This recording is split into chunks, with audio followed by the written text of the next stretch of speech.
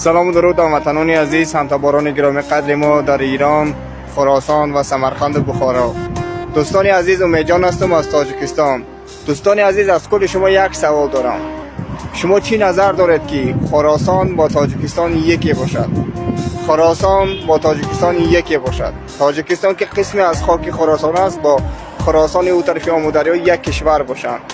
یعنی ما و تو در یک تذکره، در یک پاسپورت اسم یک کشور داشته باشیم. من بسیار میخوام با خود کل خراسانی ها یک جای باشم، چرا که شما هم جانم هستین، وطندارم هستین، هم خونم تبارم هستین. بسیار میخوام جواب شما را بدانم. خب در کامنت جواب خود را نوشته کنید و تا اینکه ما بفهمیم که شما ما را چقدر دوست میدارید. ما کل شما را دوست میداریم، هم تبار عزیز ما، وطندار عزیز ما، در جگرتان جانم. هر کجا مرز کشیدیم تو بیا پول بزنیم. نظر شما برای ما خیلی مهم است و خیلی میخوام نظر خود پیشنهاد کرده باشید. کل شما را دوست دارم. در امان الله پاک باشین. خدا یارتان.